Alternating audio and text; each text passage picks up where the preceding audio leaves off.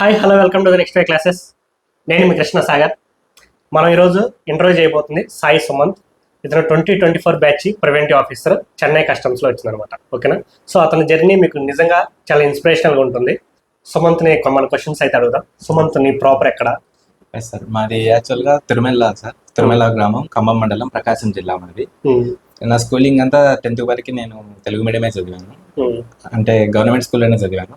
నేను 6th వరకు తెలుగు మీడియమే చదివాను. 6th నుంచి 9th వరకు మళ్ళీ ఇంగ్లీష్ మీడియం మారాను. అంటే సార్లు హైయర్ ఎడ్యుకేషన్కి ఇంగ్లీష్ మీడియమే ఉంటుంది, అది యూజ్ అవుతుందని. కానీ నాకు ఇంగ్లీష్ అంటే చాలా భయం ఉండేది. 10th క్లాస్లో నేను మళ్ళీ పబ్లిక్ ఎగ్జామ్స్కి భయపడి నేను ఇంగ్లీష్లో రాసే ఫెయిల్ అవుతానన్న భయంతో మళ్ళీ నేను తెలుగు మీడియం మార్పించుకున్నాను. సార్ అన్నట్టు చాలా రిక్వెస్ట్ చేస్తే సార్ వాళ్ళు ఒప్పుకోలేదు. మళ్ళీ 10th కొంచెం 7.2తో పాస్ అవుట్ అయినా. ఓకే, ఇప్పుడు నువ్వు 10th తెలుగు మీడియం చేంజ్ అయ్యావు, కరెక్టే. తర్వాత మళ్ళీ ఇంగ్లీష్ మీడియం, మళ్ళీ ఇంటర్ నుంచి ఇంగ్లీష్ మీడియం శ్రీ చైతన్యలో జాయిన్ అయిపోయా. ఎక్కడ? తిరుపతిలో చదివాను, తిరుపతి శ్రీ చైతన్యలో. అక్కడ బాగా ఇంప్రూవ్మెంట్ అనేది స్టార్ట్ అయింది నాకు అప్పటి నుంచే. నాకు మెయిన్గా 10th క్లాస్ అనేది టర్నింగ్ పాయింట్. తర్వాత 10th తెలుగులోనే చదివాను. 10th తెలుగులోనే చదివాను. ఇంగ్లీష్ అంటే చాలా భయం. ఇంగ్లీష్ అనేది చాలా తక్కువ మార్కులు వచ్చేటి. ఆడికి నాకు అంటే ఇంటర్ ఇంగ్లీష్ మీడియం అయినప్పటికి కూడా ఇంగ్లీష్ అంటే చాలా భయం ఉండేది. మిగతా సబ్జెక్టులు అన్ని చాలా అంటే హార్డ్ వర్క్ చేసి నేర్చుకున్నాను, కానీ ఇంగ్లీష్ అంటే చాలా భయం. అసలు ఇంత హార్డ్ వర్క్ చేసినా వచ్చేది కాదు. ఇప్పుడు 10th వరకు గవర్నమెంట్ స్కూలే? 10th వరకు గవర్నమెంట్. ఇంగ్లీష్ మీడియం కూడా గవర్నమెంట్ స్కూలే? ఇంగ్లీష్ మీడియం కూడా గవర్నమెంట్ స్కూల్లోనే ఇంగ్లీష్ మీడియం. అంటే చాలా స్ట్రెంత్ తక్కువ మంది ఉండే, 9 మంది ఉండేవాళ్ళు అంతే. అందుకు మమ్మల్ని తెలుగు మీడియం స్టూడెంట్స్ ని తెప్పించి ఇంగ్లీష్ మీడియంలోకి మార్పించుకొని చూసారు.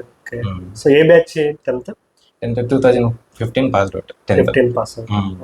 తర్వాత ఇంటర్ తిరుపతి శ్రీ చైతన్యలో చదివాను. నాకు ఇంటర్లో కూడా ఇంగ్లీష్ అంటే యాజ్ యూజువల్ భయం ఉండేది, ఎంత చదివిన మార్కులు వచ్చేవి కావు. ఓవరాల్ మార్క్స్ మిగతా కోర్లు అయితే సెంట్కి సెంట్ వచ్చేటి.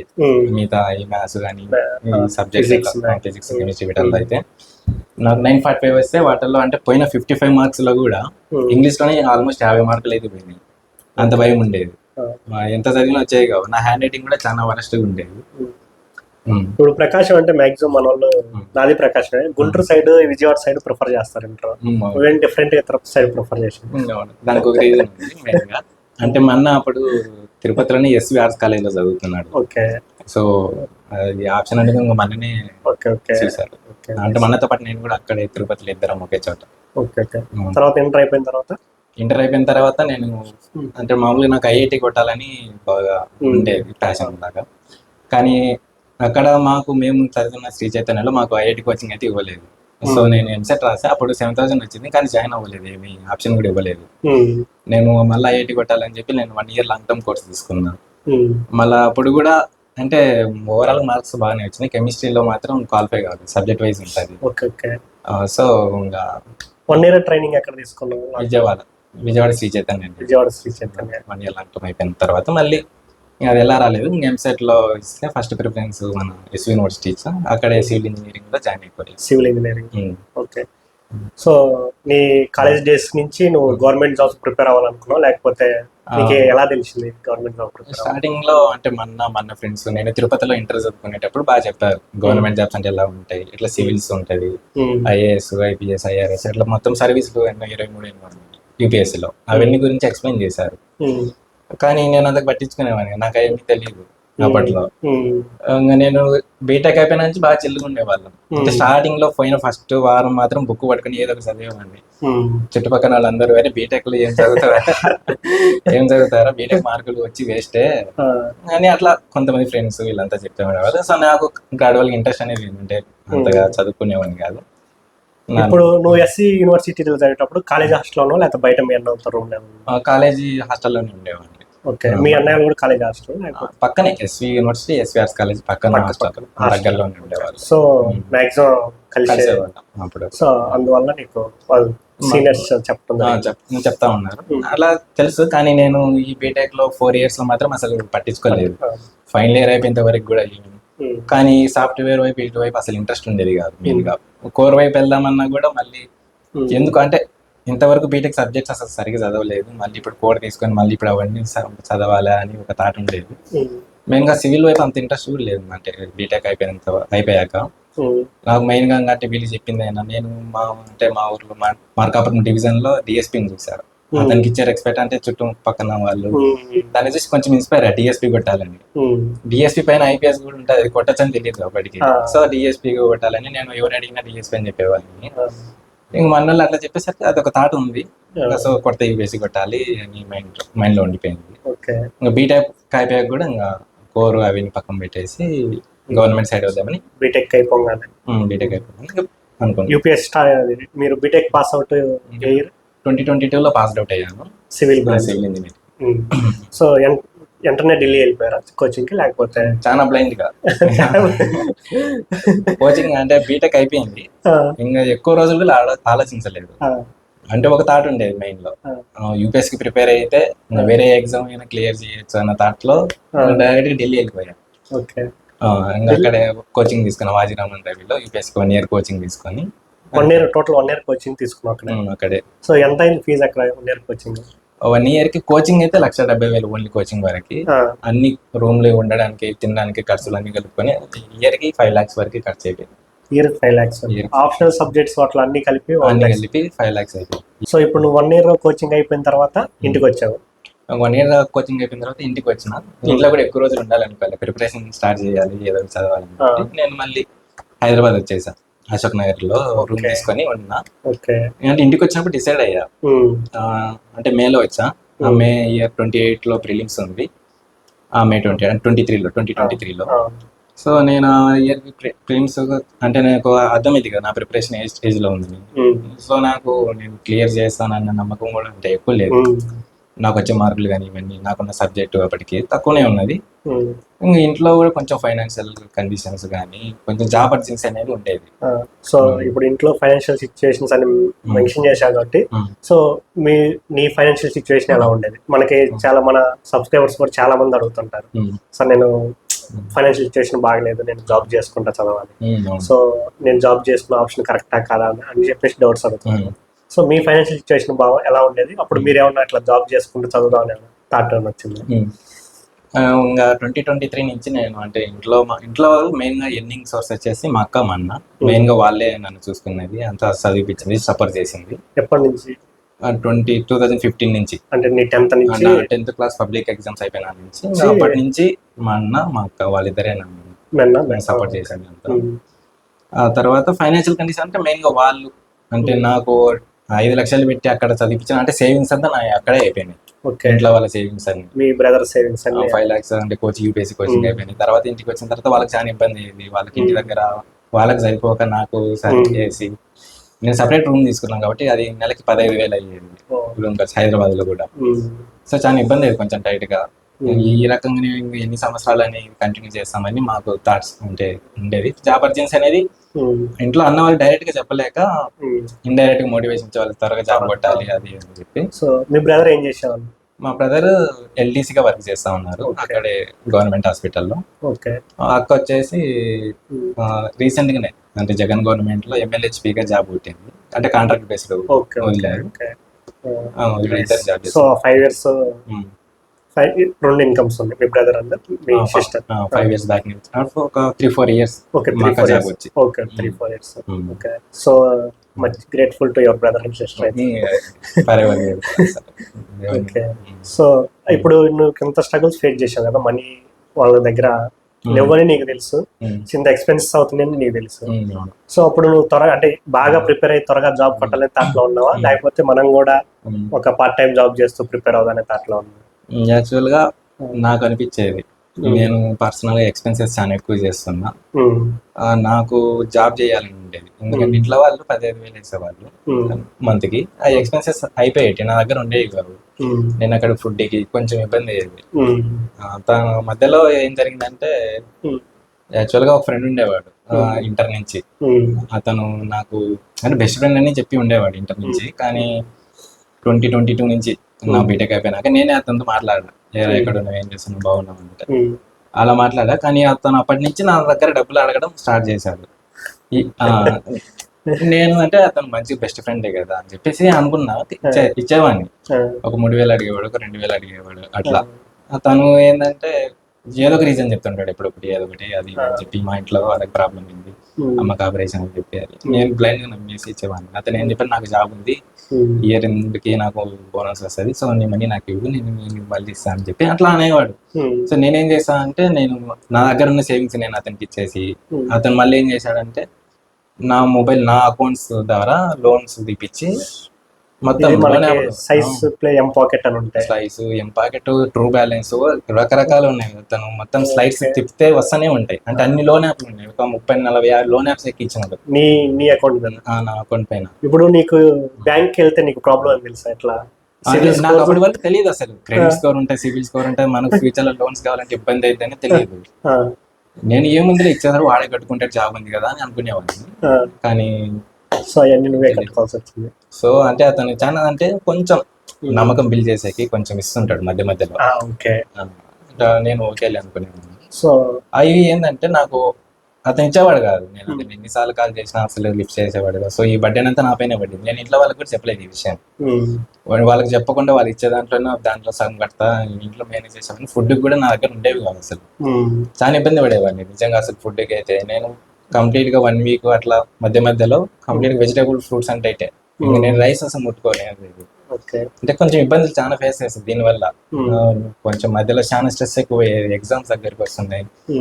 నాకు 2024 లో గ్రూప్స్ జరిగినాయి, గ్రూప్ 1 గ్రూప్ 2, వాటికి కూడా కొంచెం ప్రిపేర్ అయ్యాను. ఆ టైంలో కూడా నాకు మెంటల్ గా స్ట్రెస్ ఉండేది, నిద్ర లేను అసలు, చేతిలో డబ్బులు లేవు, సరిగ్గా ఫుడ్ తినేవాని కాదు, చాలా ఇబ్బందులు పడేవాడిని. ఇంట్లో వాళ్ళకి అది చెప్పలేదు ఎవరికి.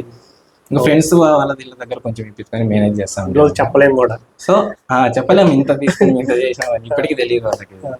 సో నాకు ఉండేది బ్యాకప్ ద మైండ్ లో, నేను ఏదో జాబ్ చేయాలా, పార్ట్ టైం చేయాలా, నాకు ఈ ఎక్స్పెన్సెస్ ఇవన్నీ నేను తట్టుకోలేకున్నాను, ఖచ్చితంగా జాబ్ చేయాల్సిందే అని. మధ్యలో పార్ట్ టైం జాబ్స్ నేను అంటే సీజన్ ప్రిపేర్ అయ్యేవాడిని. సీజన్ ప్రిపేర్ అయితే మార్క్స్ లో 150 వచ్చేటి. అక్కడ ఓవర్ కాన్ఫిడెన్స్ అయిపోయా, అంటే నాకు వస్తున్నాయిలే, ఇంకా నేను ఎప్పుడు రాసినా వచ్చేస్తుంది జాబ్ అన్న ఇదిలో ఉండి, ఇంకా నేను ఈ సి లాంగ్వేజెస్ ఇవి ఉన్నాయి కదా, జావా, HTML, CSS మధ్యలో 1.5 month అవే చూసా. అటువైపు కోర్ వైపు ఏమైనా షిఫ్ట్ పార్ట్ టైం ఏమైనా దొరుకుద్దేమో, ప్రిపేర్ అయితే సీజన్ ప్రిపేర్ అవుదామని చెప్పి. కానీ తర్వాత మార్క్ రాసిన తర్వాత 97 వచ్చినది. ఇంకా 1.5 month తర్వాత 1.5 month తర్వాత ఇంకా అర్థమైపోయింది మొత్తం పోయింది అని చెప్పి. ఇంకా తర్వాత నుంచి సీరియస్ గా సీజీఎల్కే ప్రిపేర్ ఎర్లీగా రిలీజ్ అయింది 1.5 month. ఎగ్జామ్ ఉందా ఎట్లా చూడలే అది, ఎందుకంటే CHSL ఉన్నది ఎగ్జామ్ జూలైలో. సో నేను దానికోసం అని చెప్పి ఒక మార్క్ రాద్దామని రాసింటే CHSL మార్క్ లో 97 వచ్చేసరికి ఇంకా నాకు భయం. 90 అంటే ఇంకా beginner marks almost. So preparation ఇదంతా అవాయిడ్ చేస్తాం. సీజల్ కి ఏదేమైనా సరే సీజల్ ప్రిపేర్ అవుదాం, ఇయర్ జాబ్ కొట్టేద్దాం, వన్స్ జాబ్ వచ్చిన తర్వాత అనుకుంటాం. సో ఇప్పుడు నువ్వు 22 పాస్ అవుట్ అన్నావు, 22 to 23 ఢిల్లీ వెళ్ళి కోచింగ్ తీసుకున్నావు. మనకి 23 CGL అటెంప్ట్ చేసావా? 2023 CGL అటెంప్ట్ చేశాను అంటే చెప్తాను. 2023 May 28 వరకు నాకు UPSC ఫిలిమ్స్ ఉన్నది.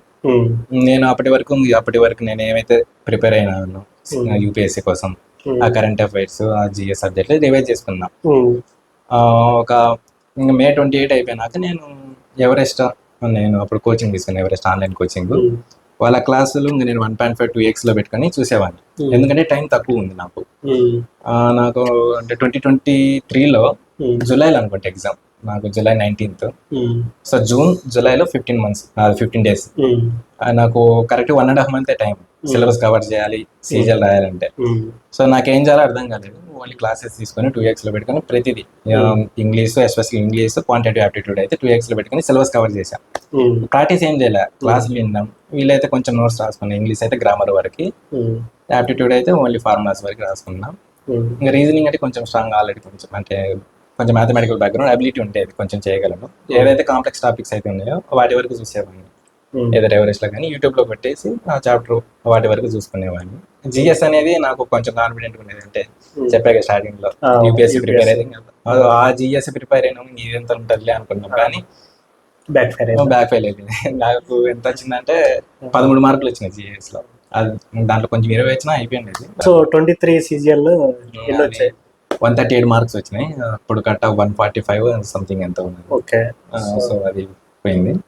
అది మెయిన్ గా రియలైజ్, ఎందుకంటే నేను చాలా ఇదితో ఉండేవాడిని, అంటే సీజల్ ఏముందిలే 6 months లో అయిపోద్ది అని అనుకునే అదే థాట్లో ఉన్నాను. సో నేను ఆ 1.5 months సరిగ్గా ప్రిపేర్ అవ్వలేదు. అంటే డే టైం అంతా వినేవాడిని, ఇంకా ఈవినింగ్ టైంలో నాకు పబ్జీ ఇదంతా కొంచెం అడిక్టెడ్ ఉండేవాడిని. పబ్జీ ఇదన్నీ ఆడేవాడిని. రమ్మీస్ కూడా ఆడతా? లేదు, అదేం లేదు, ఓన్లీ పబ్జీ. అంటే పబ్జీ కొంచెం మొబైల్లోనే మొబైల్ క్రికెట్ అంటే బాగా ఇష్టం. మన సబ్స్క్రైబర్ ఒకరు అడగమన్నారు, యాక్చువల్ నేను ఈ క్వశ్చన్ ఇంక్లూడ్ చేయలేదు. సోషల్ మీడియాకి దూరంగా ఉంటావా లేకపోతే సోషల్ మీడియా యూజ్ చేసేవాడు? నేను 24 Tier 1 వరకు సోషల్ మీడియా యూజ్ చేశాను. 24 Tier 1 వరకు? 24 Tier 1 వరకు. అంటే ఎట్లా, అంటే బాగా యూజ్ చేసేవాడు లేకపోతే డైలీ ఒక 1.5 or 2 hours అట్లా. ఓకే. మెయిన్గా ఇన్స్టాగ్రామ్, యూట్యూబ్ షార్ట్లు ఇవి ఉంటాయి. షార్ట్లు ఎక్కువ చూడను, ఇన్స్టాగ్రామ్ లో రీల్స్, ఫన్నీ రీల్స్, కామెడీ అంటే మైండ్ కొంచెం రిలీఫ్ పొందే దానికోసం షార్ట్లు, రీల్స్ ఇవి చూసేవాడిని. కామెడీ.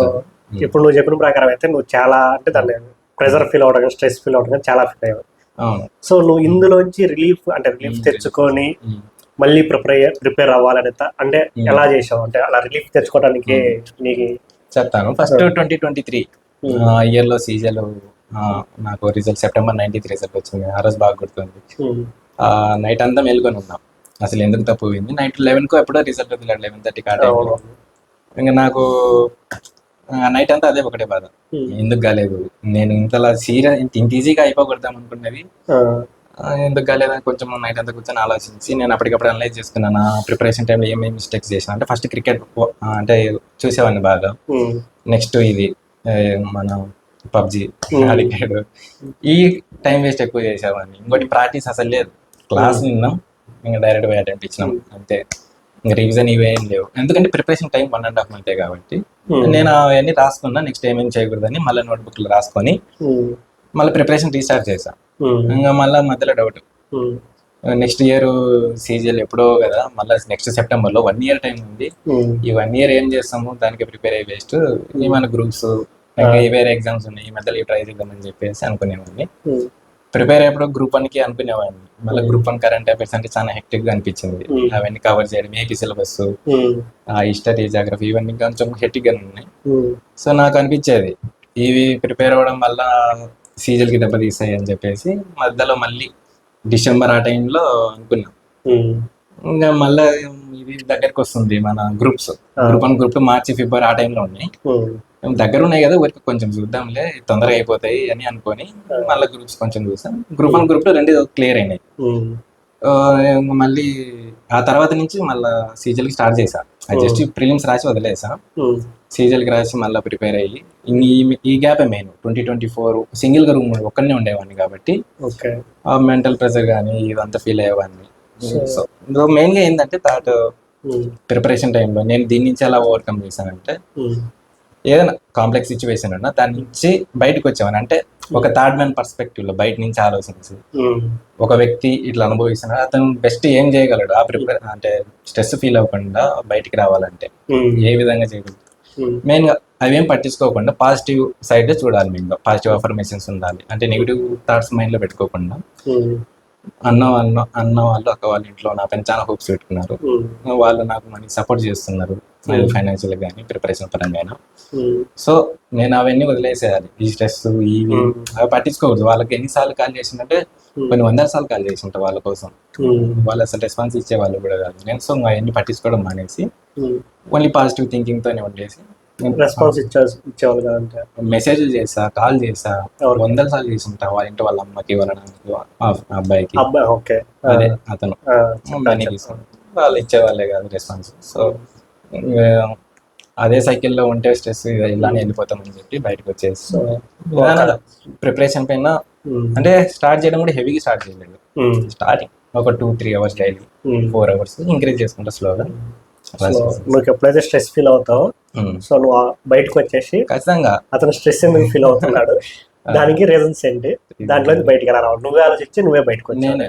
అంటే నేను ఎక్కువ మంది షేర్ చేసేవన్నీ కూడా కాదు, అంత ఓన్ గానే బిల్డ్ అయిపోయినా. ఏది జరిగినా సరే ఫస్ట్ నేనే అనలైజ్ చేసేవాడిని సిచ్యువేషన్. అందులో నీకు కొంచెం మోటివేషన్ ఏంటంటే మీ బ్రదర్, సిస్టర్, సో వీళ్ళు నా కోసం ఇంత కష్టపడుతున్నారు, నేను ఇలా ఉంటాం కరెక్ట్ కాదని అది వాళ్ళకి మోటివేషన్. రెగ్యులర్ గా కాల్ చేసి అడుగుతా ఉంటారు, మార్క్స్ లో స్కోర్ ఎట్లా వస్తుంది, ఎన్ని వస్తున్నాయి, నా పైన అంటే చెకింగ్ చేసి. Okay, nice. సో ఇప్పుడు నువ్వు ఆ టైం అని చెప్పావు కాబట్టి నేను ఇనిషియల్ గా 2 hours ప్రిపేర్ అయ్యండి.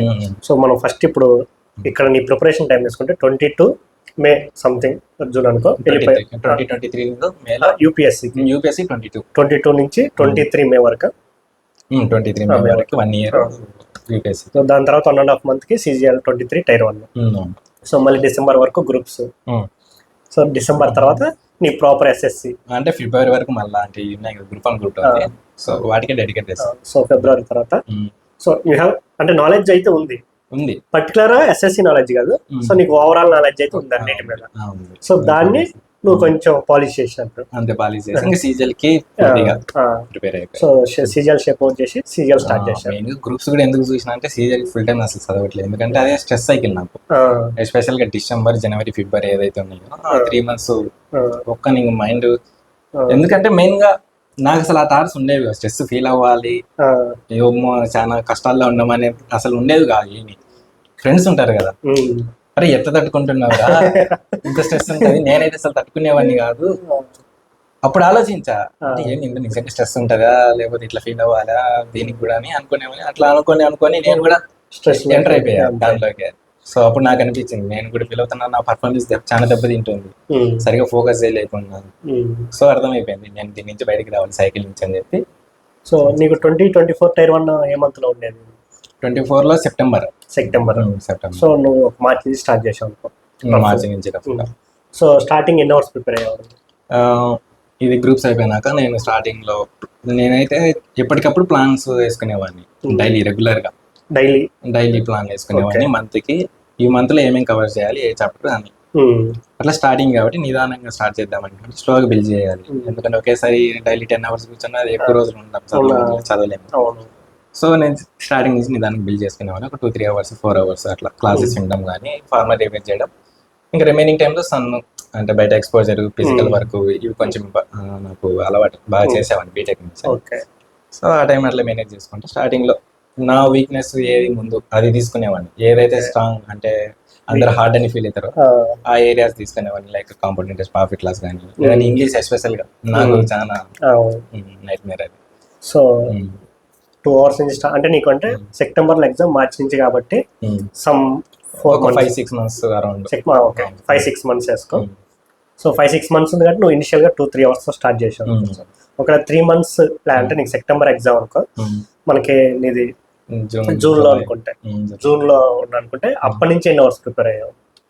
ఒకవేళ 3 months టైం అంటే మినిమం ఒక డైలీ మెయిన్ గా కన్సిస్టెన్సీ ఇంపార్టెంట్. ఒక 8 hours అలా యావరేజ్ 8 hours మెయింటైన్ చేసామండి జూన్ నుంచి అయితే నేనైతే మెయింటైన్ చేస్తాను 8 hours అయితే మెయింటైన్ చేస్తాను.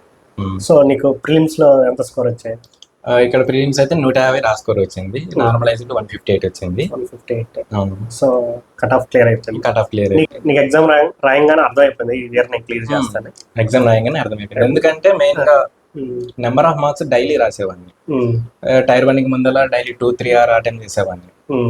ఆ ఫ్లో అనేది బాగా బిల్డ్ అయింది, మార్క్స్ అటెంప్టింగ్ అనేది నాకు అర్థమైపోయేది ఏ మార్క్స్ లైన్ వస్తాయి. నీ ఇప్పుడు ఎస్ఎస్సికి కోచింగ్ తీసుకున్నావు, ఎక్కడ తీసుకున్నావు? 2023లో అది హైదరాబాద్కి వచ్చినాక నేను ఆలోచించాను నాకు ఏదైనా మంచి ఇన్స్టిట్యూట్ ఏదైనా ఉందని చెప్పి అప్పుడు అన్ని సెర్చ్ చేసి ఎవరెస్ట్ కొంచెం నాకు తగ్గట్టు కొంచెం మంచిగానే ఉందని చెప్పేసి నేను ఎవరెస్ట్ లో కోచింగ్ తీసుకున్నా. అది కాక ఓన్లీ ఆన్లైన్ కోచింగ్. నాకు ఆఫ్లైన్ కోచింగ్ అంటే అసలు నేను ఆల్రెడీ ఢిల్లీలో 1 year ఉన్నా కోచింగ్ కి. ఆన్లైన్ లో తీసుకుంటే మెయిన్ ఫ్లెక్సిబిలిటీ ఉంటుంది. నేను క్లాసెస్ ఇప్పుడు 1.5-2x లో చూస్తాను, టైం సేవింగ్ చేస్తాను. మధ్య మధ్యలో సార్ లేదని చెప్తుంటారు మోటివేషన్ కానీ ఏదైనా అవేర్నెస్ కోసం నేను అవన్నీ స్కిప్ చేసేవాడిని. సో కోచింగ్ ఎప్పుడు స్టార్ట్, ఈ ఆన్లైన్ కోచింగ్ ఎప్పుడు స్టార్ట్ చేసాను? 2023 మేలో తీసుకున్నా.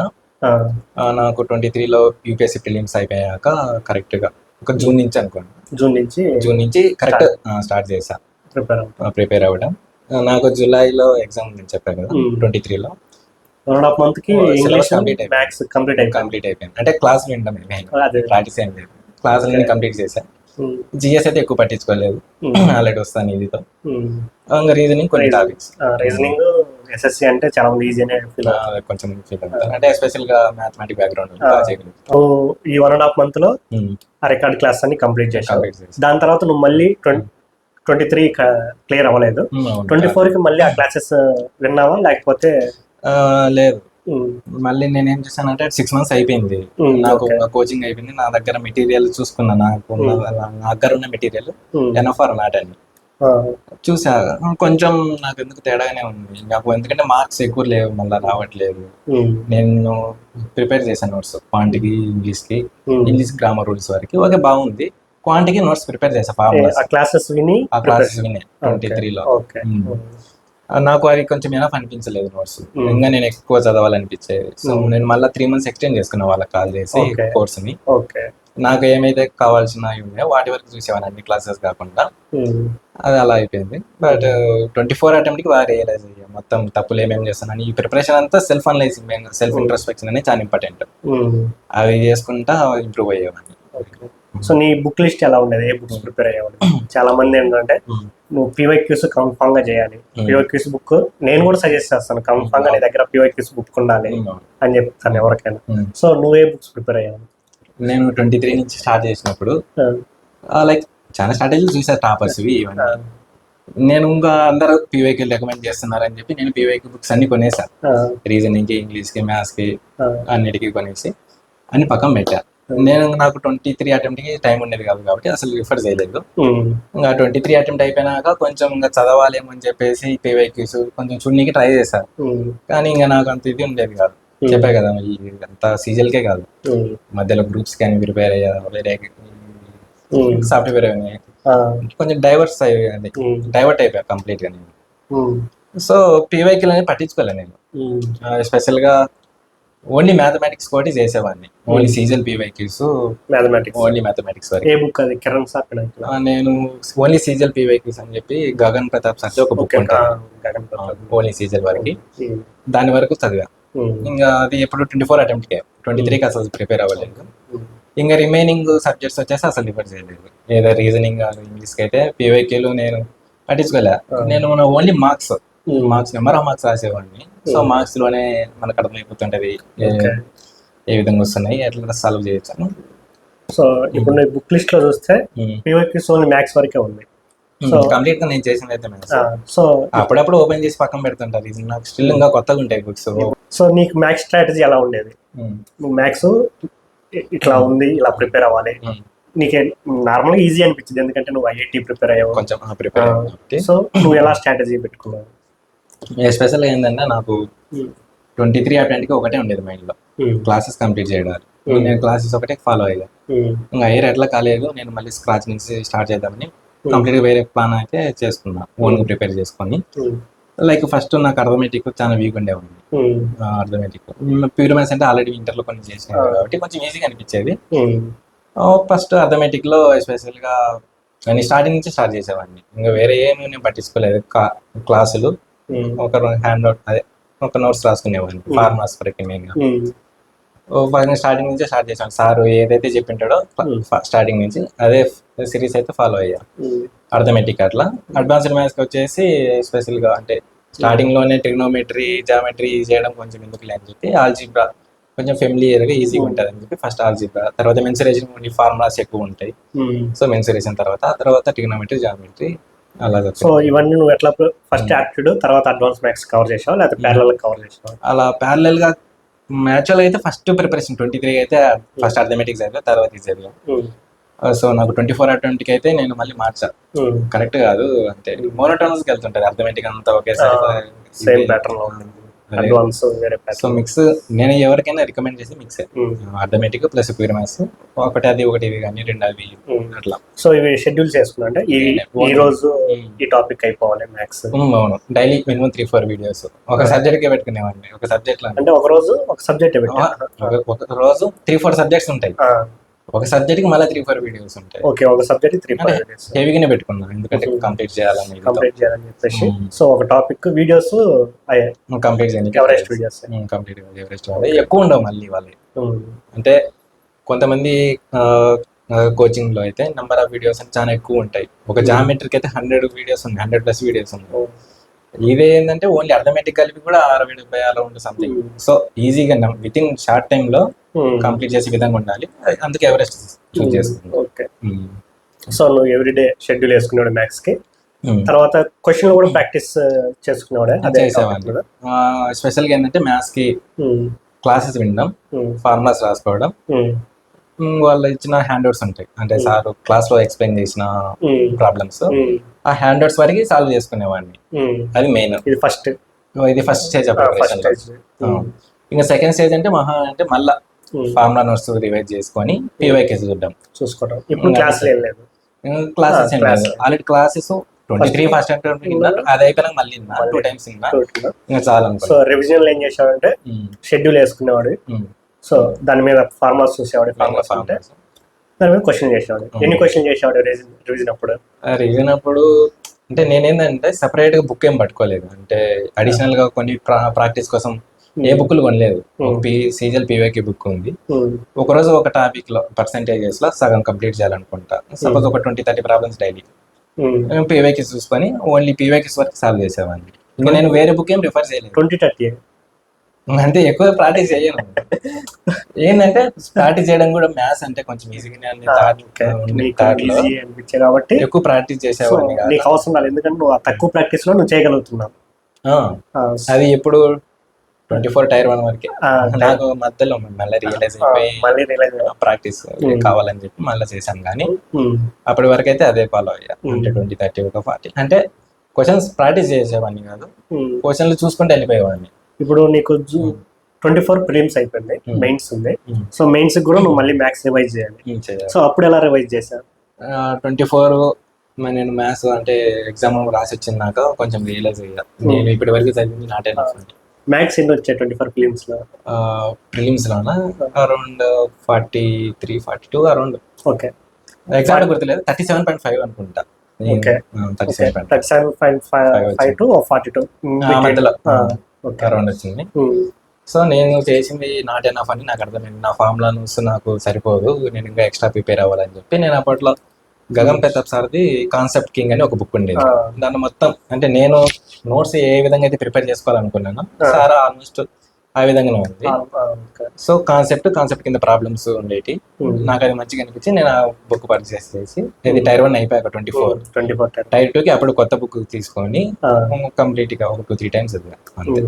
కాన్సెప్ట్ కింగ్ ఉంది. ఇంకా నేను రాసిన ఫార్ములా నోట్స్ ఇంకా రిఫర్ చేయాలి మళ్ళీ. నీ ఫార్ములాస్ చెప్పండి. సో ఇది కాన్సెప్ట్ కింగ్ లో ప్రాబ్లమ్స్ ఎక్కువ ఉన్నాయా తక్కువ ఉన్నాయా?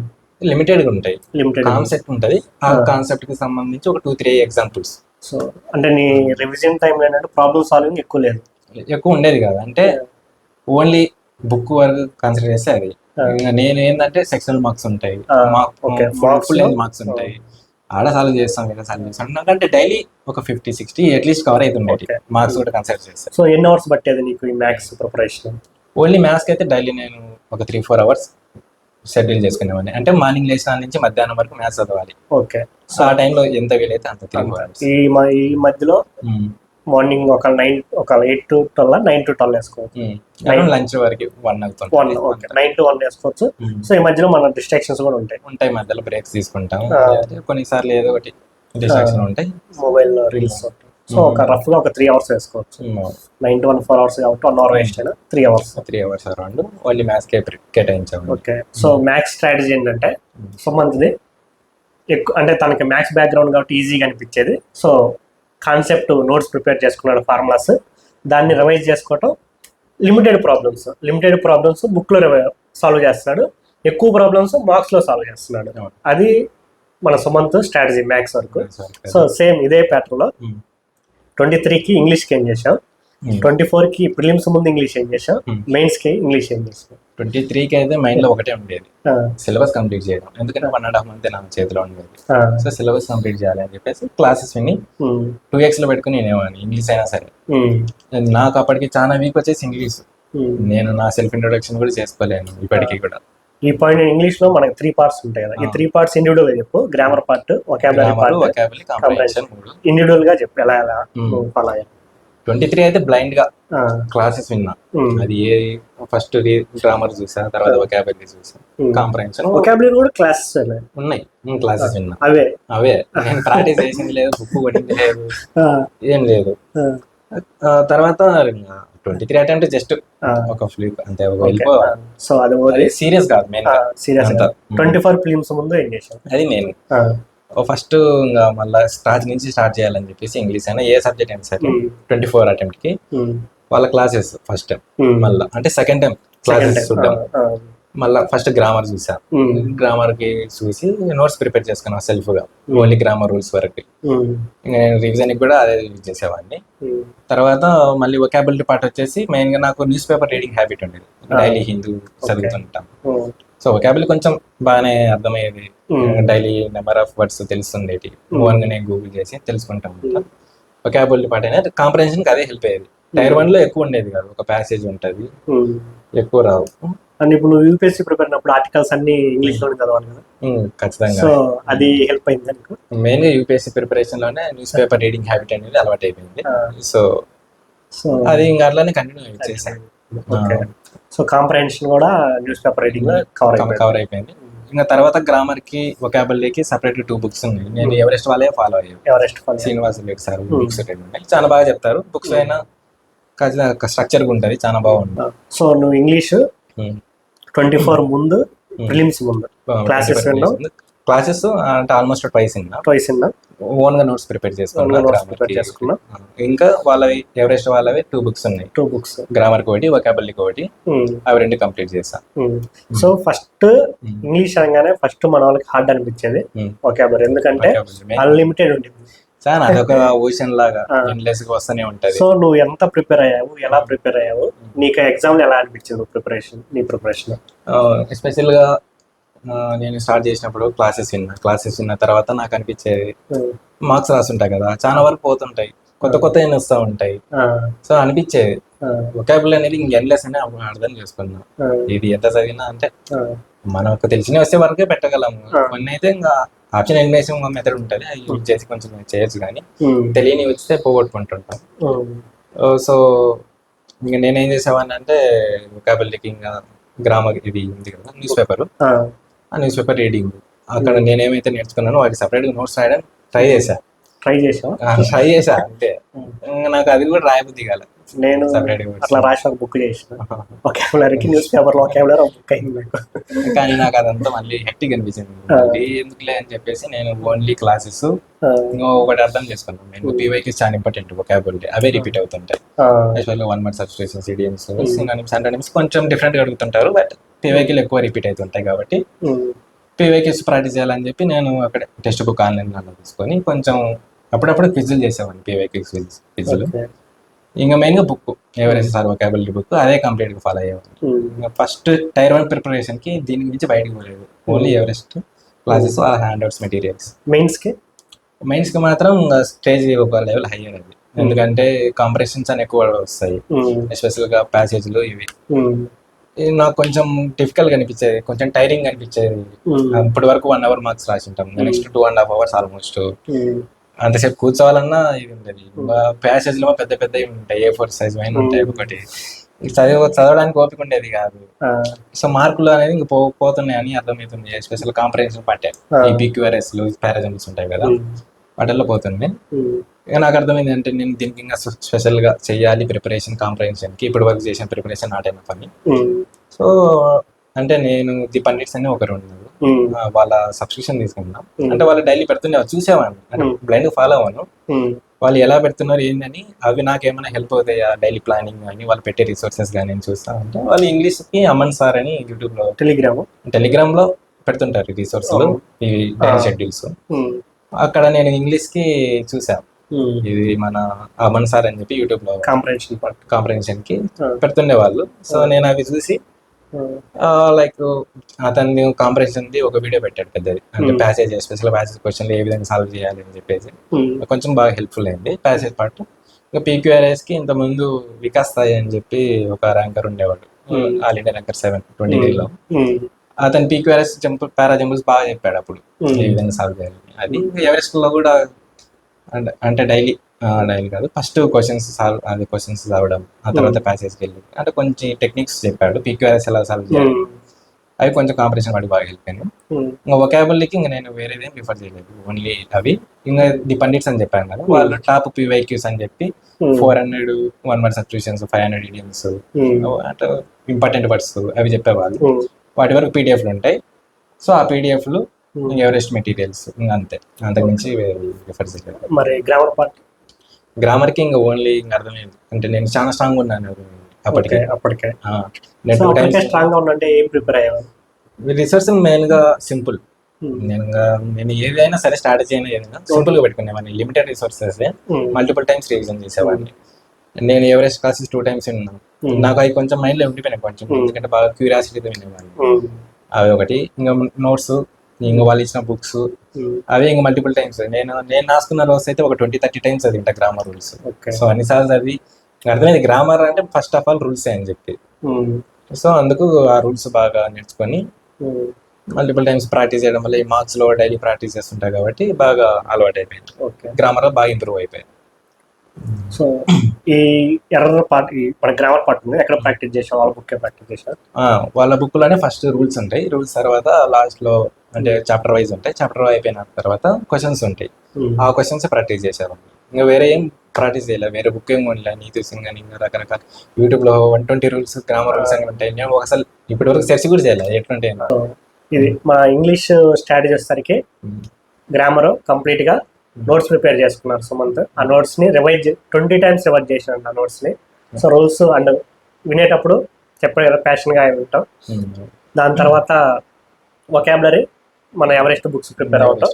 అండ్ దీని తర్వాత కాంప్రహెన్షన్, లాజిక్స్ తెలుసుకున్నాం అనమాట. అంటే కొన్ని వీడియోస్ చెప్తారు కదా కాంప్రహెన్షన్ ఎలా అప్రోచ్ అవ్వాలి అని, ఆ అప్రోచ్ తెలుసుకున్నాడు. సో చెప్పారు కదా మీకు ఇందాక ఇంటర్వ్యూ చేసేటప్పుడు ఏ వీడియోస్ చెప్పారో విన్నారు కదా. సో మీరు అవి చూడండి, మీకు ఏమైనా డౌట్ఫుల్ గా ఉంటే మీకు యూజ్ అవుతుంది. సో ఇప్పుడు ఇంగ్లీష్ మాక్ టెస్ట్లు ఎలా రాశాను? ఇంగ్లీష్కి వచ్చేసి అంటే నేను డైలీ మార్క్స్ స్టార్టింగ్ లో చాలా వరస్ట్ వచ్చేటి. ఇంగ్లీష్ లో కూడా 20 మార్క్స్ కూడా వచ్చేటి 50కి. 20-30లోనే ఉండేవాడిని 23 నుంచి అయినా. సో నేను చెప్పా కదా అంటే నోట్స్ ప్రిపేర్ అంటే గ్రామర్ వరకు బాగా చేయగలుగుతున్నా. వొకాబులరీ ఇంకా కొంచెం ఎక్స్ట్రా ప్రిపేర్ అవ్వాలని చెప్పేసి అనుకోండి. ఇంకా బుక్ ఎవరెస్ట్ వాళ్ళ బుక్ అప్పటి వరకు ఫాలో కాలేదు, అంటే చదవలేదు. ఇంకా నేను 24 attempt కి మొత్తం చదివాను. సో ఈ స్లోగా డైలీ మాకు రాసేవాడిని, like full length test. Subjects వచ్చేసి ఎక్కువ రాసేవాడిని కదా, అంటే సెక్షనల్ గా. ఇంకా ప్లస్ PYQs అప్పుడప్పుడు చూసేవాడిని, అంటే టెక్స్ట్ బుక్ లో అన్ని. రీజనింగ్ అంటే నువ్వు ఏం ప్రిపేర్ అయ్యావు? ఓన్లీ మార్క్స్ అలా? రీజనింగ్ అనేది ఎందుకంటే ఆల్రెడీ చాలా వరకు స్ట్రాంగ్ ఉన్నా. స్టార్టింగ్ నుంచి 35+ వచ్చేటి, 40 వచ్చేటి. సో నాకు అనిపించేది అంటే రీజనింగ్ నేను ఇప్పుడు వరకైనా బాగా చేయగలుగుతున్నా. నేను కొన్ని ఏరియాస్ చూసుకుంటే వాటి వరకు నేను కొంచెం ఇంప్రూవ్ అవ్వచ్చు మిగతా స్కోర్ అని చెప్పేసి అనుకున్నా. సో నేను ఏ ఏరియాస్ అయితే వీక్ ఉన్నానో అవి యూట్యూబ్ లో సెర్చ్ చేసి ఏదో ఒకటి ఎవరో ఒకరు చెప్తా ఉంటారు మంచిగా, ఒక మంచి సోర్స్ తీసుకొని కంప్లీట్ గా వినేవాడిని. నువ్వు ఏ సోర్స్ ఉన్నావు? నేను యూట్యూబ్ లో ఎగ్జాక్ట్ గుర్తులేదు, ఒక ర్యాండమ్ కెరీర్ విల్ ఎవరో ఒకసారి అడ్డా 247 అని తెలుగులో. సో రీజనింగ్ కి పర్టికులర్ గా బుక్ అలా ఏం ప్రిపేర్ అవ్వలేదు, ర్యాండమ్ గా టాపిక్ తనకి వీక్ గా ఉన్న అంటే ఇంకా స్కోర్ చేయగలను అని అనుకునే టాపిక్ లో యూట్యూబ్ సెర్చ్ చేశారు, ఆ వీడియోస్ ఉన్నాడు. సో స్కోర్ చేయగలిగారు. నీకు ఇంగ్లీష్ లో ఎన్ని స్కోర్ వచ్చాయి ప్రిలిమ్స్ లో? ఇంగ్లీష్ లో బాగా వచ్చేటి అరౌండ్ 45. 24 ప్రిలిమ్స్ లో 24. ఒక ఇడియం పోయింది అంటే 47.5. రీజనింగ్ అరౌండ్ రీజనింగ్ లో ఒక 2-3 అయితే తప్పు పెట్టాను. అవి 40+ అయితే వచ్చిన, ఎగ్జాక్ట్ గుర్తులేదు. ఓకే. సో మంచి ఇందాక ఇప్పుడు ఇడియం అన్నాడు కాబట్టి గుర్తొచ్చింది. వొకాబులరీ కిందే idioms 1 word substitution, synonyms, antonyms అన్ని వొకాబులరీ పార్ట్ కిందే మీరు. ఓకేనా? మళ్ళీ సపరేట్ కొంచెం ఇడియమ్స్ టఫ్ అనిపించాయా? అంటే తెలియని అడిగి నేను చెప్పా కదా ఎవరెస్ట్ వాళ్ళ చూసాను అని చెప్పి. ఎవరెస్ట్ లో ఇడియమ్స్ 1500 వరకు ఉన్నాయి. ఓకే. ఆ 1500 చూసుకున్నా నేను. అదే పని ఎగ్జామ్ కి ముందు 1 week ఇడియమ్స్ కోసం డెడికేట్ చేశా. ఎగ్జామ్ ముందు రోజు కంప్లీట్ గా హాఫ్ డే ఇడియమ్సే. ఓకే. ఎందుకంటే డామ్ షూర్ గా వస్తాయి ఇడియమ్స్, 1 or 2 questions వస్తుంటాయి. సో నేను అవి ఖచ్చితంగా చేయాలి, వదులుకోకూడదని మొత్తం చూసా. కానీ అక్కడ ఎగ్జామ్ లో కొత్తది అడిగారు, ఇప్పటి వరకు నేను పోయింది అంటే ఆప్షన్ ఎలిమినేట్ చేసి ట్రై చేశాను, మొత్తానికి తప్పు. సో కాబట్టి మనకు తెలియని కూడా ఎగ్జామ్స్ లో అడుగుతారు పోతుంటే, దీన్ని మీరు అంత కన్సర్న్ గా తీసుకుని అవసరం లేదు. ఎస్పెషల్ గా టైప్ 2 కూడా టైటిల్ లో ఒక క్వశ్చన్ ఉంది, ఆ ఒక్క క్వశ్చన్ కూడా ఇడియం. సో టైప్ 2 లో కూడా ఇడియం పోయిందంట. సో ఇడియం మీద పగే లేదుగా. అంటే నేను అంత టైం డెడికేట్ చేసి అన్నిసార్లు చేసి మళ్ళా పోయిందంటే పోతున్నాయి. ఓకే, అంటే దీన్ని బట్టి మీరు ఎన్నిసార్లు రివైజ్ చేసినా పోయే ఛాన్స్ అయితే ఉంది. ఓకే, సో అదైతే మైండ్ లో పెట్టుకోండి. నెక్స్ట్ ఇంకా ఓవర్ గా అడిగేది జిఎస్. ఫస్ట్ అడిగేది యాక్చువల్ జిఎస్ ఇంగ్లీష్, బట్ మన ఇంగ్లీష్ ఆల్రెడీ డిస్కస్ చేసాం కాబట్టి జిఎస్ ఎలా ప్రిపేర్ అయ్యారు? నేను స్టార్టింగ్ నుంచి ఒక భ్రమలో ఉండేవాడిని, అంటే యూపీఎస్సీ ప్రిపేర్ అయ్యాం కదా, ఈ జిఎస్ ఎంత ఉంటుంది అనుకున్నాను. 23 అటెంప్ట్ అయిపోయాక తెలిసింది 13 మార్కులు వచ్చినాయంటే ఇంకా అర్థమైపోయింది నాకు ఆ జిఎస్ అయితే ఈ జిఎస్ కంప్లీట్ గా వేరు ఉందని చెప్పేసి జిఎస్ సిలబస్ చూసా ఫస్ట్. అన్ని అంటే అండర్లైన్ చేసుకున్నా కొన్ని ఏరియాస్, మెయిన్ గా టాపిక్స్ ఏమేమి అని చెప్పి ఫస్ట్ అది చూసాం. లైక్ ఇంకా నేను జిఎస్ మంచి రిసోర్స్ ఏది ఉంటుందని యూట్యూబ్ లో సెర్చ్ చేయడం కానీ, గూగుల్లో కోరాలు ఉంటాయి అవి చూసేవాడిని. అప్పుడు పర్మర్ ఎస్ఎస్సి అని చెప్పి ఒకరు చూసా. ఒకసారి నేను క్లాసెస్ విందాము చూసాను, అతను పీవైక్యూ సిరీస్ అందరు రికమెండ్ చేస్తున్నారు. నేను కూడా పీవైక్యూ సిరీస్ ఒకసారి చూసి, అంటే స్టార్టింగ్ మొత్తం ఫాలో అవ్వలేదు, చూసేవాడిని. బాగా అనిపించినాయి. అంటే పీవైక్యూ సిరీస్ ఏంటంటే సబ్జెక్ట్ వైజ్ ఉండవు, ర్యాండమ్ గా ఒక టాపిక్ ఏదో క్వశ్చన్ ఉంటుంది కదా, ఆ టాపిక్ మొత్తం ఎక్స్ప్లెయిన్ చేసేవాళ్ళు, అట్లుండేది. సో నేనేమనుకున్నా అంటే ఇది ఫాలో అయితే బెటర్ గానే ఉంటది అని అనుకున్నా. అతని కోర్సు కూడా బ్యాచ్లు ఉంటాయి. సో నేను ఇప్పటి వరకు ఏమనుకున్నా, నేను ప్రిపేర్ అయింది యూపీఎస్సీ రిసోర్స్లు అన్ని పక్కన పెట్టేసా. సిలబస్ చూసి ఎస్పెషల్గా స్టాటిక్ ఉంది కదా, లైక్ ఈ ఫోక్ డాన్సులు, క్లాసికల్ మ్యూజికల్ డాన్స్, వాళ్ళ ఎక్స్పోనెంట్స్ ఉంటారు కదా, బుక్స్ ఆథర్స్, ఇవన్నీ నాకు యూపీఎస్సీ లో అసలు ఇవన్నీ ఇది చాలా హెక్టిక్ ఉండేది. అంటే పడితే అన్ని కంప్లీట్ గా ఏమంటారు బట్టి కొట్టాల్సిందే. అవి నాకు ఇప్పటివరకు ఎప్పుడు చదవలేదు, అంత కొత్తగానే మార్కులు పోతా ఉండేవి. సో నేను సార్ది అప్పుడే బ్యాచ్ ఏదో 2.5 స్టార్ట్ చేసినట్టే నేను అది పర్చేజ్ చేశాను పర్మార్ సార్. ఇంకా అదే ఫాలో, అంటే నేను ఎకనమీ అప్పటికే స్ట్రాంగ్, ఎకనమీ పాలిటీ. నేను వీక్ ఉన్న సబ్జెక్ట్స్ చూసేవాడిని, geography week. So batch purchase చేసినాక ఫస్ట్ జాగ్రఫీ చూసాను, తర్వాత మిగతా సైన్స్ ఉంటాయి కదా, బయాలజీ, ఫిజిక్స్, కెమిస్ట్రీ. అవి ఇప్పటి వరకు నేను ఎప్పుడో చదివిన ఇంటర్లోనే, ఇప్పుడు అవి కూడా గుర్తులేవు నేను అది చదివినా అని చెప్పి. సో అట్లా వీక్ టాపిక్స్ ఫస్ట్ చూసేవాడిని. ఇంకా అది బ్యాచ్ లో అంటే సెలెక్టివ్ చదివేవాడిని, మొత్తం చదవలేదు బ్యాచ్ తీసుకున్నా కూడా. ఎస్పెషల్ స్ట్రాటజీకి మొత్తం చూసాను, ఇవి ఉంటాయి కదా బుక్స్ ఆథర్స్ కానీ, డాన్స్ కానీ. తర్వాత అది అయిపోయిన తర్వాత మళ్ళీ టైర్ 2 ప్రిపరేషన్ కి కొంచెం అంటే ఎక్కువేం ఉండదు, ఆల్మోస్ట్ జిఎస్ సేమ్ గానే ఉంటది. ఇంకా కొన్ని స్టార్టింగ్ కొన్ని పాటలు అడగరు జనరల్ గా అయితే, సో అదే ఫాలో అయ్యేవాడిని. ఇంకా ఆల్రెడీ తెలిసిన టాపిక్స్ కి సార్దే ఫ్రీ రివిజన్ బ్యాచ్ అని యూట్యూబ్ లో ఒక ప్లే లిస్ట్ ఉంది, అది. దాంతోపాటు పీవైక్యూ సిరీస్. ఇంకా టైర్ 2 కి అడిషనల్ గా ఏమన్నా చేసిన అంటే సార్ పర్మార్ సార్ యూట్యూబ్ ఛానల్లోనే నిట్టో సిరీస్ అని ఒకటి ఉంటుంది, అంటే ninja technique for option elimination, shortcut. అది ఆప్షన్ ఎలిమినేషన్ కోసం, అంటే దాంట్లో కూడా ఆల్రెడీ తెలిసి నేను చెప్పా కదా, ఆబ్జెక్టివ్ టెస్ట్ క్వశ్చన్ ప్రాక్టీస్ చేసిన. సో నాకు తెలిసినవి ఉన్నాయి. సో నేను ఇంకా ఫీల్ అయ్యంటే నాకు ఆల్రెడీ తెలిసింది, ఎందుకంటే చాలా మందికి అప్పటికి తెలియదు, చాలా మంది నేర్చుకుంటారు. సో అది వాళ్ళకి బాగా యూస్ఫుల్ కాబట్టి చాలా మంది రికమెండ్ చేసేవాళ్ళు. నేను ఆల్మోస్ట్ తెలిసినవి ఉన్నాయి. ఓకే, సో నీకు ప్రిలిమ్స్ లో ఎన్ని వచ్చినాయి? జిఎస్ లో 24 prelims. 24 prelims around 25, around 26, around అంతే. 20s లోనే వచ్చాయి మొత్తానికి. ఎందుకంటే నా షిఫ్ట్ లో నాకు అది హార్డ్ అనిపించినాయి, ఆ క్వశ్చన్లు అన్ని కొంచెం వేగ్ అనిపించినాయి. వేరే వాళ్ళ షిఫ్ట్ లో తీసుకుని నాకు అన్ని ఈజీగానే ఉన్నాయి, 30-40 చేయాల్సి అనుకున్నాను. సో ఇప్పుడు మనం ప్రిలిమ్స్ స్కోర్ వరకు చెప్పాం. మ్యాథ్స్ వచ్చేసరికి 37.5, ఇంగ్లీష్ 47.5, రీజనింగ్ 40+ సంథింగ్, జిఎస్ వచ్చేసరికి 20+25. సో ఇప్పుడు ఏ సబ్జెక్ట్స్ నీకు మెయిన్స్ లో వచ్చి? ఇవే సబ్జెక్ట్స్ స్పెషల్ గా మ్యాథ్స్ అయితే ఫస్ట్ లో 3 పోయినాయి, అంటే 78 వచ్చినాయి. రీజనింగ్ లో 3 పెట్టలేదా? 3 తప్పు పెట్టా సార్, 78 వచ్చినాయి. రీజనింగ్ లో 2 తప్పు పెట్టా. సో నాకు 160 వచ్చినాయి టైర్ 1 లో, సెక్షన్ 1 లో 160. తర్వాత సెక్షన్ 2 లో వచ్చేసి మనకు ఇంగ్లీష్. నాకు ఇంగ్లీష్ స్ట్రాంగ్, అంటే బాగా కాన్ఫిడెన్స్ హైలో ఉండేది. నాకు మార్క్స్ కానీ ఏదైనా తెచ్చిపెట్టేది అంటే సెక్షన్ 1 పోయినా సరే సెక్షన్ 2 కాపాడుతుంది అని అనుకునేది. సో ఇంగ్లీష్ అన్ని బాగా చేసా, ఒక మీడియం తప్పపోయింది. సో 131 మార్క్స్ వచ్చినాయి 135కి. జిఎస్ కి 41 వచ్చాయి, అంటే మా షిఫ్ట్ 18 షిఫ్ట్, అది కొంచెం టఫ్ ఉంది. సో నీకు ఆల్మోస్ట్ రా మార్క్స్ 330+ వచ్చాయి. రా మార్క్స్ 332. అది ఇనిషియల్ కి ప్రకారం, ఫైనల్ కి ప్రకారం మళ్ళీ మారాలి కొంచెం. 338 అని వచ్చింది. ఓకే. మళ్ళీ నార్మలైజ్డ్ స్కోర్ తర్వాత 358. 358. సో నువ్వు ఎంఈఏలో ఉండేవాడు పెట్టుంటే. ఎంఈఏ ఉండొచ్చు. ఈడీ కూడా బాగా ప్యాషనేట్, అంటే నాకు బాగా మంచి టాప్ ప్రిఫరెన్స్ ఎంఈఏ సిఎస్ఎస్ ఇస్తారు కదా ఇస్తారు. బట్ మన సౌత్ వాళ్ళు మళ్ళీ నార్త్ వెళ్ళి నన్ను అడిగావు కదా అప్పుడు. అడిగాను సార్, మీకు ఇన్స్టాలో మెసేజ్ చేశాను. ఏ జాబ్ అంటే మీ ఎస్పెషల్ గా యూట్యూబ్ లో ప్లే లిస్ట్ ఉంది, జాబ్ ప్రొఫైల్స్ ఒక ప్లే లిస్ట్ ఉంది, అది ఫాలో అయ్యేవాడిని. 2-3 టైమ్స్ చూసేవాడిని, అంటే కన్ఫర్మేషన్ కోసం ఏ జాబ్ బాగుంటేది, ఎట్లా ఉంటుంది, పే స్కేల్ కానీ డ్యూటీ కానీ. నేను అందుకే ఫస్ట్ ప్లే లిస్ట్ అన్నా, మనకి ఏదైతే నార్త్ వాళ్ళు పెట్టుకోగలరా ఆ జాబ్ వరకే చెప్తాను. అవును, మన సౌత్ వాళ్ళకి ఏ బాగుంటాయో, లేడీస్ బాగుంటాయి అని చేశారు, బాగా కవర్ చేశారు. ఆ ఇన్ఫర్మేషన్ కూడా బాగా హెల్ప్ అయింది. నేను ఆప్షన్ ప్రిఫరెన్స్ మీకు ఇన్స్టాలో మెసేజ్ చేసినప్పుడు కూడా కొంచెం డౌట్లు ఉన్నాయి. ఈడీ అడిగావు కదా, ఈడీ పెట్టదా సార్? ఈడీ ఎన్ఫోర్స్మెంట్ ఆఫీసర్, అంటే అసిస్టెంట్ ఎన్ఫోర్స్మెంట్ ఆఫీసర్ కావాలని, ఇంకా ఈ ఎగ్జామ్ అయినా బెటరా లేదంటే పిఓ ఆర్ ఇన్కమ్ ట్యాక్స్, ఈ 4 కొంచెం హై ప్రియారిటీలో ఉండేది, ఏది బాగుంటుందని మిమ్మల్ని అప్రోచ్ అయ్యింది. సో ఇప్పుడు యూపీఎస్సీ ప్రిపరేషన్ కంటిన్యూ చేస్తున్నా?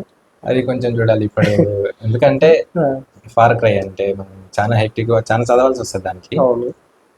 ప్రజెంట్ జాబ్ లో ట్రైనింగ్ అయిపోవడం, కొంచెం టైమింగ్ చూసుకొని నిదానంగా, అంటే నాకు అనిపిస్తుంది మైండ్ లో back of the mind push చేస్తుంది, లైక్ ఇంకా క్యాపబుల్ మనం ఇంకా ఎక్కువ అచీవ్ చేయగలం.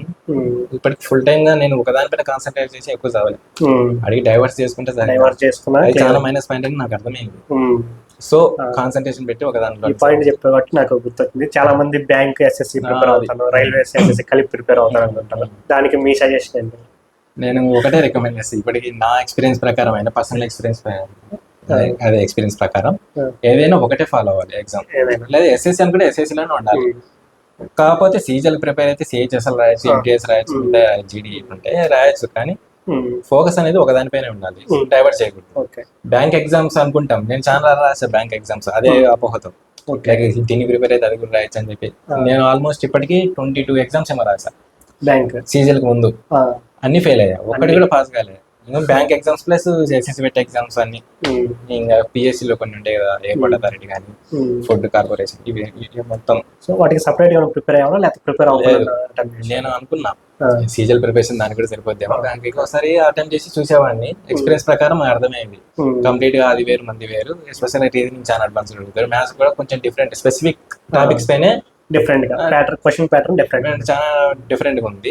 ఇంకా ఎస్పెషల్ గా దాంట్లో జీకే ఎక్కువ ఉండదు, చాలా రేరు జీకే. సో నువ్వు స్టిక్ ఒక ఎగ్జామ్ స్టిక్ అయినా నీకు రాయాలనిపిస్తే మిగతా జస్ట్ రాసుకో, అంతే. అంతకుమించి నువ్వు దానికి ప్రిపేర్ అవుదా, డైవర్ట్ చేసే మాత్రం మీరే ఖచ్చితంగా. దీని తర్వాత కంప్యూటర్స్ ఎలా ప్రిపేర్ అయ్యింది? కంప్యూటర్స్ వచ్చేసి ఎస్పెషల్గా టైర్ 1 వరకు ఎక్కువ ఫోకస్ చేయలేదు, కానీ టైపింగ్ పైన ఫోకస్ చేసేవాడిని. ఎందుకంటే టైపింగ్ పోతే మొత్తం పోద్ది కదా అని చెప్పి ఇదవుతా టైర్ 1 ముందు అప్పుడప్పుడు ప్రాక్టీస్ చేసేవాడిని, కీబోర్డ్ తీసుకొని. నేనే డైలీ స్టార్టింగ్ లో 20 చాలా సాఫ్ట్వేర్ యూజ్ అయితే ట్రై చేసా. స్టార్టింగ్ లో సోనీ టైపింగ్ అని ఒకటి ఉంది, గూగుల్లో typing.com అని ఒకటి ఉంది. typing.com బాగా యూజ్ చేస్తా స్టార్టింగ్ లో, అంటే 10 ఫింగర్ టెక్నిక్ యూజ్ చేసి ఎలా టైప్ చేయాలని దాన్ని ఒక 2-3 టైమ్స్ చేశాను. నేను 3 టైమ్స్ అయితే కంప్లీట్ గా ఫింగర్ టెక్నిక్ అంటే మన అన్ని కీబోర్డ్ లో అదే అలవాట్ అవ్వాలి అని చెప్పేసి 3 టైమ్స్ ప్రాక్టీస్ చేశాను. typing.com. తర్వాత సోనీ టైపింగ్ కూడా ఉంది, అది మరి అంత అనిపించేది కాదు. దాంట్లో దీనికి ఎంత టైం కేటాయించాడు? 1 month కి అయిపోయింది. ఇది అట్లేం లేదు, కంటిన్యూగా జరుగుతూనే ఉంది. టైర్ 1 కి అరౌండ్ ఒక 40-50 days చేసి ఉంటా, టైర్ 1 అయిపోయే లోపు. ఒకసారి కంప్లీట్ చేస్తా typing.com లో లెక్చర్స్ అన్ని ఒకసారి కంప్లీట్ అయిపోయి. స్పీడ్ ఎంత ఉంది? టైర్ 1 అయిపోయేసరికి 35 అరౌండ్. 35 మోర్ దెన్ 20 నుంచి స్టార్ట్, ఆల్మోస్ట్ 20. ఇంకా కొన్ని ఎక్సర్సైజ్ లో మాత్రం 10 WBM 12 WBM అంటే కొంచెం కష్టంగా ఉండేది, అన్నోటేషన్స్ ఇవన్నీ ఉంటాయి. నుంచి ఇప్పుడు నువ్వు టైర్ 2 కి నువ్వు పర్టికులర్ డైలీ చేయాల్సిన అవసరం ఉండేది కాదు, కానీ టార్గెట్ పెట్టుకున్నా. డైలీ పనుకునే ముందు 15 minutes ప్యాసేజ్ ఉంటుంది కదా మనకి, 15 minutes చేస్తారు కాబట్టి ఒకటి 15 minutes యూజ్ చేద్దామని చెప్పి. అంటే ఇంకోటి ఏంటంటే మెయిన్ మనకు సీజీఎల్ కి ప్రాక్టీస్ చేయాలంటే 15 minutes ఉంటుంది కదా, ప్యాసేజ్ ఉంటుంది. సో దానికి తగ్గట్టు ఏమైనా ఉన్నాయో అని సెర్చ్ చేసాను. ఈజీఎస్ఎస్ అని ఒకటి ఉంది, వాళ్ళ టెలిగ్రామ్ ఛానల్ ఉంటుంది, నేను దాంట్లో జాయిన్ అయిపోయి కోర్స్ తీసుకున్నా. అది చాలా తక్కువ ఉంటుంది కాస్ట్ కూడా. సో ప్రాక్టీస్ అంతా దాని చేసేవాడిని, టైపింగ్ ప్రాక్టీస్. అది typing.com లో లెక్చర్స్ 10 ఫింగర్ టెక్నిక్ నేర్చుకొని సోనీలో స్టార్టింగ్ లో ప్రాక్టీస్ చేసేవాడిని. అది అయిపోయాక మళ్ళీ ఈజీ చేసేసి ఓకే. ఇంకోటి మంకీ టైపింగ్ .com అని ఒకటి ఉంది. Monkey typing. అది చాలా బాగుంటుంది ఓకే. స్పీడ్ ఇంప్రూవ్ చేసుకోనికి. ఓకే. సో ఇది కంప్యూటర్స్ ఎలా ప్రిపేర్? కంప్యూటర్స్ అనుకునేవాడిని అంటే స్టార్టింగ్ లో రిసోర్సెస్ సెట్ చేసేవాడిని ఏది బాగుంటుంది. చాలా మంది ఆర్బీఈ రికమెండ్ చేస్తున్నారు, ఆర్బీఈ వాళ్ళ పీడిఎఫ్ బాగుంటాయి, వాళ్ళ క్లాసులు బాగుంటాయి అని చెప్పేసి నేను పీడిఎఫ్ చదవడం వద్దనుకున్నాను. అంటే క్లాసులు వినాలి, తర్వాత సింపుల్ ఉండాలి నాకు ఏదైనా రిసోర్స్. వాళ్ళ పీడిఎఫ్ చూసా, కొంచెం చాలా డీటెయిల్ ఉంది నాకు, అంటే లేకుంటే రివిజన్ కూడా యూజ్ అయ్యేటట్టు సింపుల్ గా ఉండాలి. సో నేను ఏం చేశాను అంటే పర్మర్ ఎస్ఎస్సీలోనే కంప్యూటర్ కి ఒక బ్యాచ్ స్టార్ట్ చేశారు వేరే సార్తో. నేను అది తీసుకున్నా. సారు ఎట్లా అంటే to the point correct content చెప్పేవాళ్ళు, పీవైక్యూస్ బేస్డ్ పైన. మన సిలబస్ ఏముంది దాని వరకు చెప్పేవాళ్ళు. సో నాకు బాగా అనిపించింది. క్లాసెస్ డైలీ ఒక 1 or 2 అనేవాడిని, కంప్లీట్ అయిపోతుంది. 1 month లో అయిపోద్ది. అది కంప్యూటర్ మీద స్పెషల్ ఫోకస్ నార్మల్ గా అయితే రాస్తూ 45 వచ్చినాయి. ఇది నార్మలైజ్డ్ 53. ఓకే. సో ఇప్పుడు నువ్వు మ్యాథ్స్ కి చెప్పావు 9 to 1 పెట్టుకున్నావు, సో రఫ్లీ 3 hours. సో తర్వాత ఆఫ్టర్నూన్ కొంచెం ఇంగ్లీష్ చేసేవాడిని, లేదంటే GK. English are GK special గా జీకే చూసేవాడిని. నైట్ అంటే మధ్యాహ్నం నుంచి నిద్ర వస్తుంటది కదా, ఇంగ్లీష్ కొంచెం బోరింగ్ అనిపిస్తుంది. జీకే కూడా అట్లే ఉంటది, హిస్టరీ కొన్ని పాటలు మేనేజ్ అయ్యింది. 2 to 5 అరౌండ్ 2 to 5. 5 తర్వాత మళ్ళీ కొంచెం బ్రేక్ తీసుకుంటా, ఫిజికల్ వర్కౌట్ అని చెప్పి మెడిటేషన్ చేయడానికి కొన్ని చేసేవాడిని. తర్వాత మళ్ళీ 6 to అరౌండ్ మళ్ళీ డిన్నర్ బ్రేక్ 8-8:30 వరకు చదివేవాడిని ఒక సబ్జెక్ట్ తీసుకొని.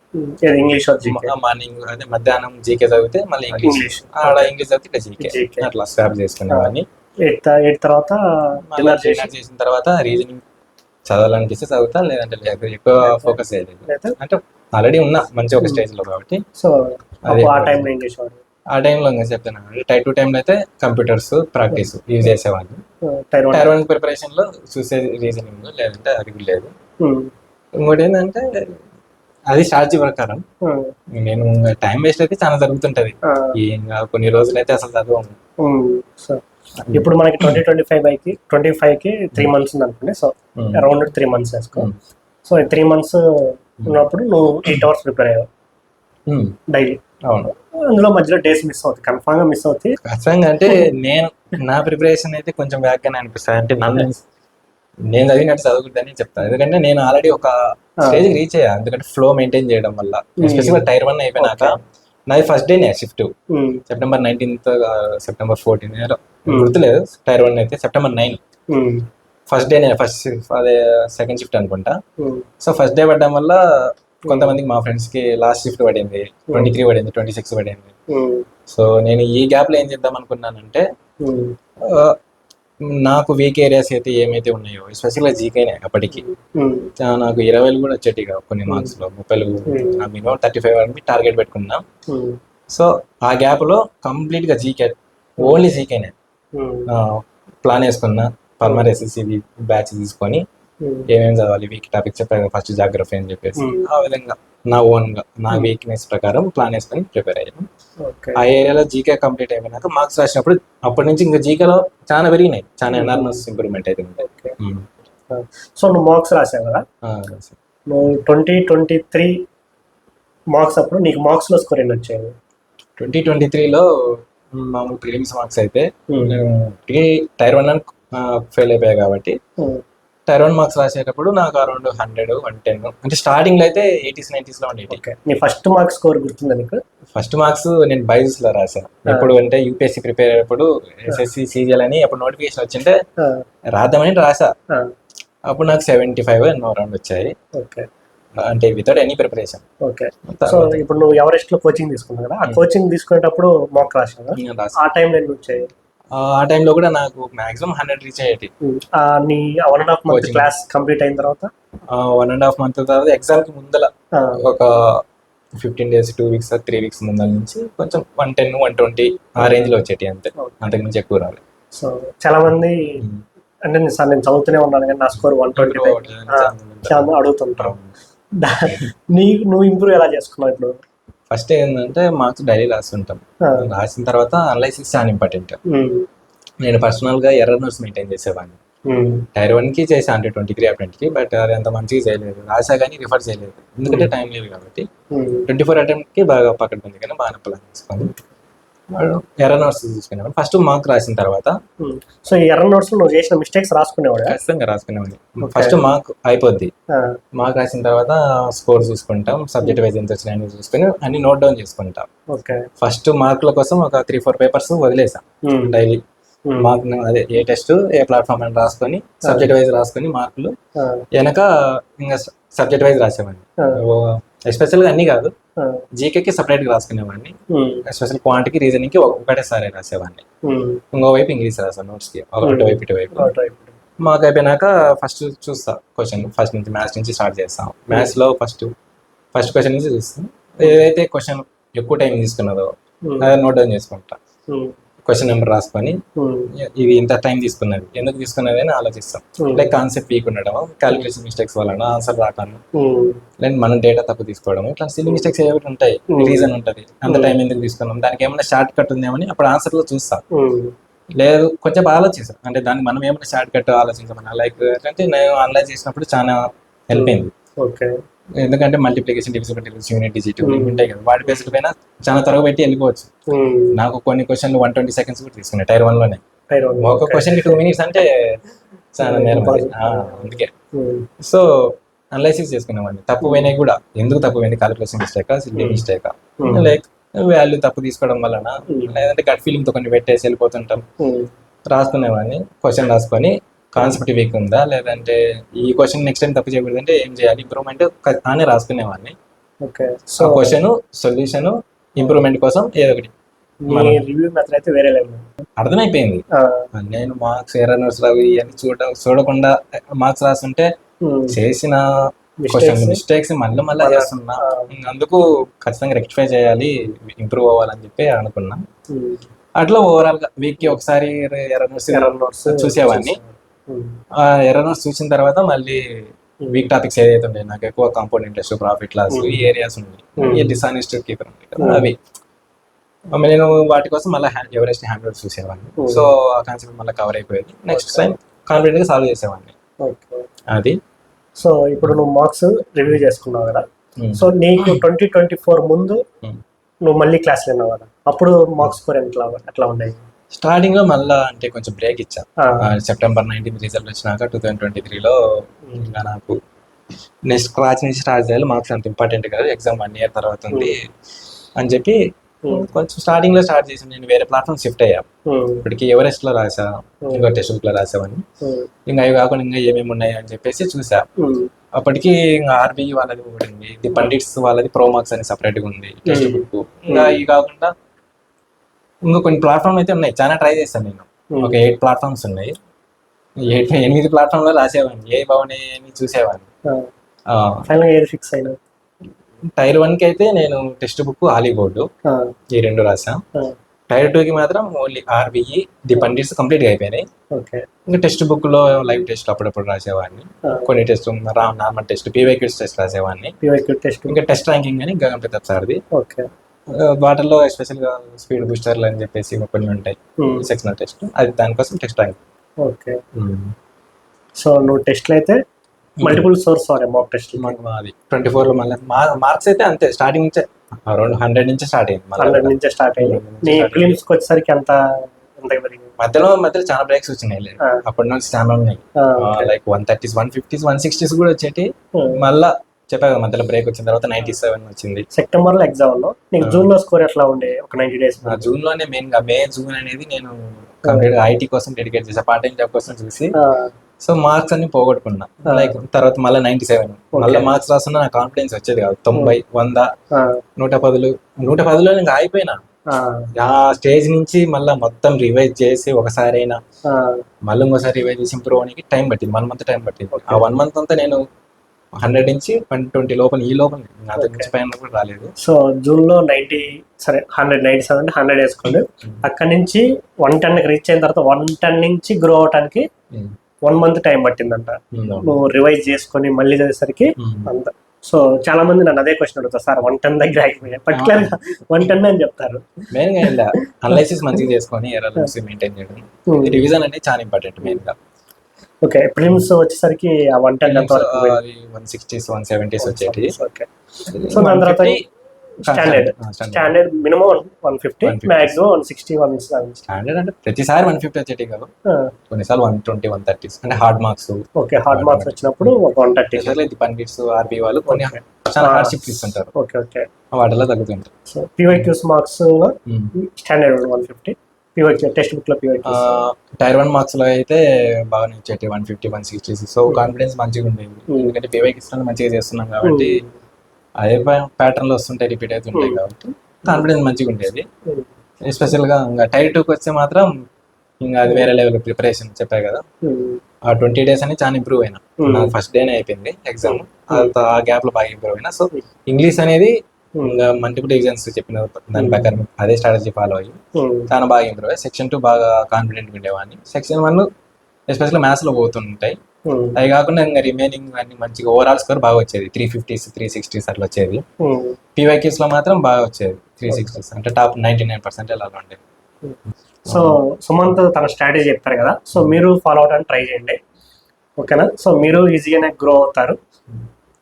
And revisions important. Sumanth okay maths background ఉంది కాబట్టి, అండ్ సో మీరు ఒక పాయింట్ గమనిస్తే సుమంత్ ఇంగ్లీష్ చాలా హార్డ్ గా ఫీల్ అయ్యాడు, కానీ ఇంగ్లీష్ లోనే హైయెస్ట్ మార్క్స్ స్కోర్ చేశాడు. సో సుమంత్ లో మీరు అబ్జర్వ్ చేసింది ఏంటంటే, ఏదైతే టఫ్ ఉందో, ఏదైతే వీక్ అనుకున్నాడో అది స్టార్ట్ చేశారు.